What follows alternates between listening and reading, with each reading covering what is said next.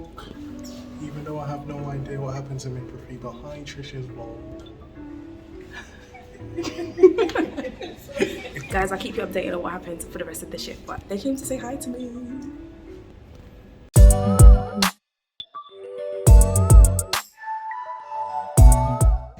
Hey guys, so I'm on my break at 5 a.m. and just literally documenting and writing down in my pad. I'm staying close by because one of my ladies is actually a para 4, which means that she's had 4 babies before. So this is her 5th baby, so she's likely to crack on fast, and I said I really don't want to miss the birth. But today's been like one of the best shifts ever. Stay tuned for when I get home and I tell you about everything that's happened. Yo my people, I had an amazing shift. It is almost 10 a.m, basically 10 a.m, and I've got a night shift, so I need to update you guys, go and shower and go to bed. I've literally come home and eaten the whole house. After night shifts, you're gonna be hungry. I don't like eating in the night. I prefer to come home and eat and then go to bed. So my lady was a para 4. She had had 4 children before and she was pregnant with her 5th baby. She came in for an induction for gestational diabetes, so pregnancy-induced diabetes. And when they were doing her induction, they examined her and found that she was 3 centimeters already. So they didn't give her any propes or anything. They just immediately said, okay, there's enough room to do an ARM. An ARM is when they break the waters themselves. They use a hook. In previous videos, I've explained this procedure, so go and check out my other vlogs. But yes, they gave her ARM. They broke her waters. And after that, she was on the C.O.G for a while to see how baby's reacting to it and if she'll have contractions starting up. By the time we took over, she wasn't contracting, but the plan was, okay, like she can have 4 hours after the ARM to go for a walk, to walk around, go up and down stairs, go outside and see how she feels afterwards. If contractions start, then yay. If not, Synto. Synto is oxytocin, and it's a synthetic oxytocin, and oxytocin is the hormone that enables the uterus to contract. So Synto is a synthetic one that's in the labour ward. So before this, me and the midwife I was working with introduced ourselves and I did her observations. I done abdominal palpation and I found that the baby's head was down, which the term for that is cephalic. The baby was 3/5 palpable. So that means I could feel 3/5 of the baby's head. So 2/5 were in the pelvis. I could only feel 3/5 on my palpation. I found that the baby was on the maternal left occiput as head down, transverse, which means I could feel like this part of the baby. So I couldn't feel the back, I could feel this part. So baby was like on mum, like that. So yeah, I really enjoyed that palpation because I made sure to do it properly and to have all the information to document it properly. I then checked her pads, found that there was clear liquor draining. I checked the resuscitator as well. These are just the important checks to do when you first see a lady. And then I took her off the monitor. I told her, my friend, go for a walk, go.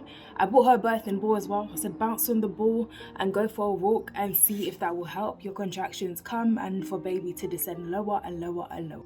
So she went for a walk, came back. We done the examination 4 hours after her waters had been broken and she was still the same. So we started Synto and the midwife I was with really let me do it. And I can't remember everything because I didn't have the things in front of me. But like with Synto, you have fluids as well.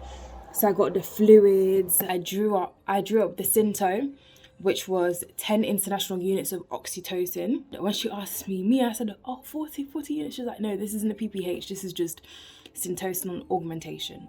So 10 international units of oxytocin, and I set everything up. So you put that into a sodium chloride.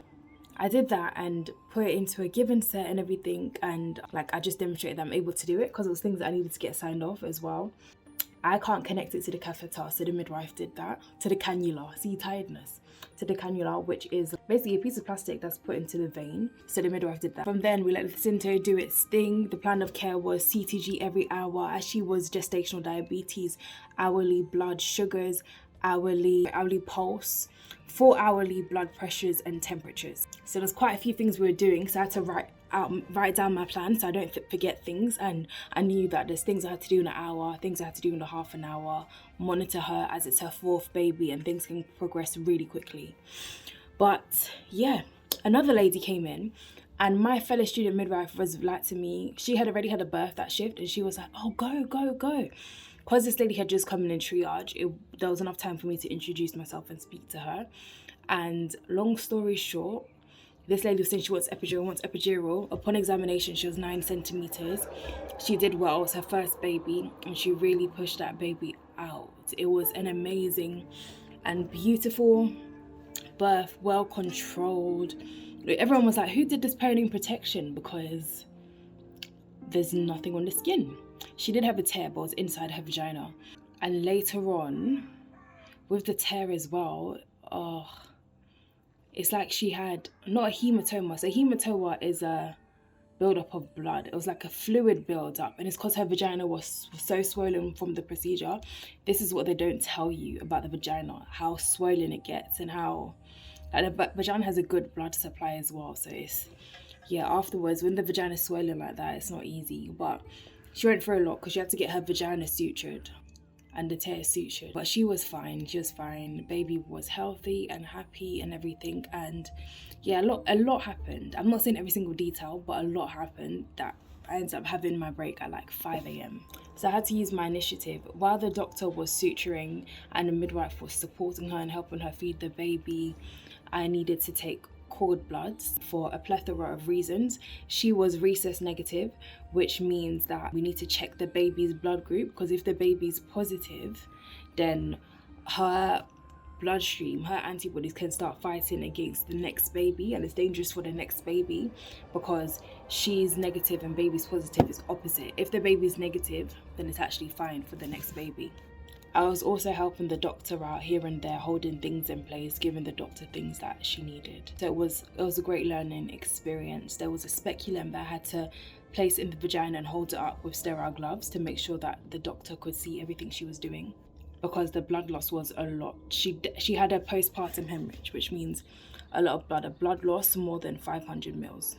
There was even a point in time where I was helping her to go to the shower and she felt dizzy. Like, I'd done her observations. Her pulse was insanely high and her blood pressure was a normal blood pressure, but her blood pressure in labor had been high. So it was a massive drop in her blood pressure, which was making her feel dizzy. So we halted on the going to the toilet. We got her some fluids and got her to just lie down. So yeah, I went back to my lady afterwards. The midwife had asked me to go on a break around 5, so I came back around 6. And her next examination was 2 hours from the last one, which would have been at 7 a.m. She was fully dilated and the baby was just there. She was literally even ready to push, but we decided to give her more time as she had the epidural. But guys, I got home from shift late because she birthed a bouncing baby and it was amazing and it was nice, and I got 2 babies in that shift. Placenta came out beautifully, everything was well, and it was an amazing shift. I really felt supported and helped by the midwives, and I had been having a bad week and feeling lack of support and all of that stuff. So the week really turned around in my favor, thanks to God, by God's grace, through prayer, through my friends praying for me and helping me. So yeah, I'm grateful. It was a great shift. I've got another one tonight, so I pray and hope that will be even greater. Yeah, so that's baby number 34. 6 more. I've got 7 more shifts and 6 more babies. Let's see if we can do this.